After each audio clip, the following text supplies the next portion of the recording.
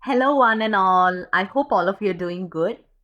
Today, we're going to discuss this very short yet impactful poem called Amanda, which is written by Robin Klein. So, if you see the title of this poem, there is an exclamatory mark at the end of the name. So, which means that it is not a very tender and loving call, but she is being commanded.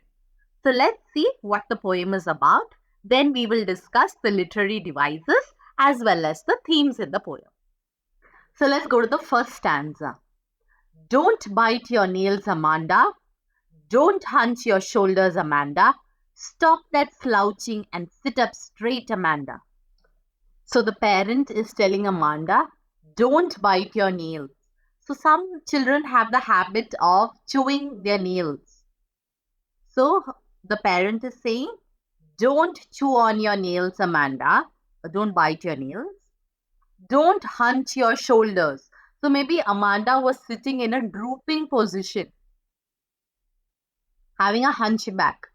So the parent is correcting her posture. So don't sit in a drooping posture, Amanda. Stop that slouching and sit up straight. So stop sitting in that lazy posture and sit up straight. Have your back straight, Amanda. So if you see here, the parent is finding faults and pointing out the mistakes of the child. But what does Amanda do? She starts daydreaming and escaping reality. So she thinks that there is a languid emerald sea where the sole inhabitant is me, a mermaid drifting blissfully. So she dreams that she is in a very calm and relaxed sea, but she is in solitude. In the sense, she is all alone and she is a mermaid and she's floating in a relaxed manner without the nagging of her mother. So she does not want to be constantly nagged by her mother and she wants to be alone in a very peaceful environment, far away from all these fault finding. So let's see what all literary devices are there in these first two stanzas. So the first is anaphora. Anaphora is the repetition of the same word mostly in the beginning of the sentence. So if you see here, don't and then again don't is repeated. So that is anaphora. Then if we see, there is assonance. Assonance is the repetition of the vowel sound in closely placed words. So here it is the O vowel. Don't, your, shoulder. And then there is alliteration. Alliteration is a repetition of the consonant sound in the beginning of the word in closely placed words.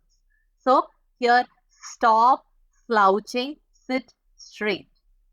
That is alliteration. And here, drifting blissfully. So here an imagery is used. That we can imagine her as a mermaid drifting or floating blissfully in a very relaxed manner. Did you finish your homework, Amanda? Did you tidy your room, Amanda? I thought I told you to clean your shoes, Amanda.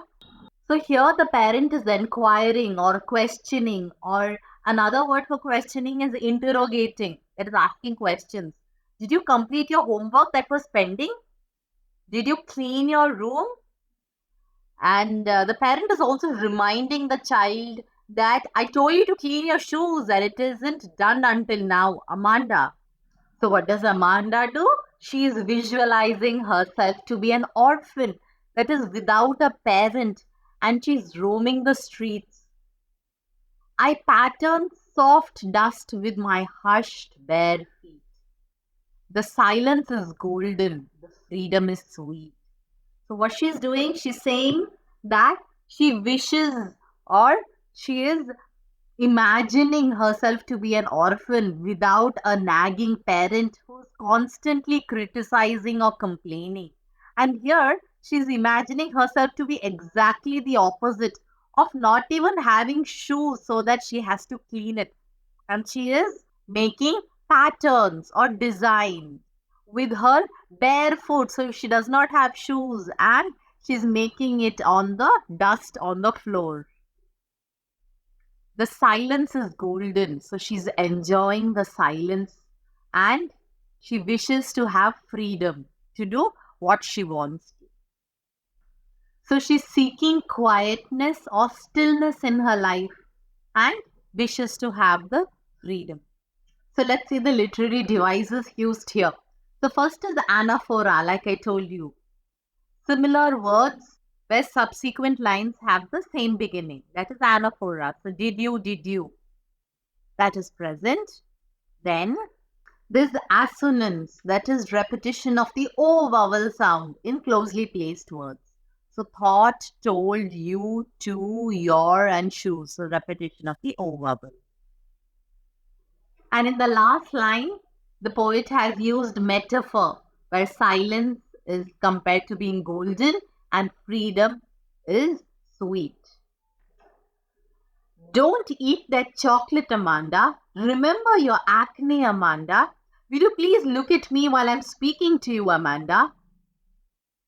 So the parent is forbidding, or another word is disallowing or restricting the child to eat chocolate and is reminding the child that remember of your pimple, of your acne. If you eat a lot of chocolates, then you will get acne.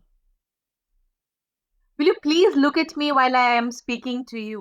So the parent is reprimanding or scolding the child and asking the child to pay attention and listen attentively to the parent and follow it. Now, Amanda imagines herself to be Rapunzel. I am Rapunzel and I have not a care. So she's imagining herself to be a fairy tale character who was captured by a witch and imprisoned in a tall castle without any doors. But she says, I do not have a care that I am Rapunzel, even if I am imprisoned.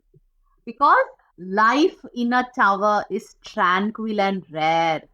Because my life in a tower will be peaceful, serene, calm, and it will be unusual. So Amanda doesn't even mind being an imprisoned, a character who is imprisoned in a tower by an evil witch and captured.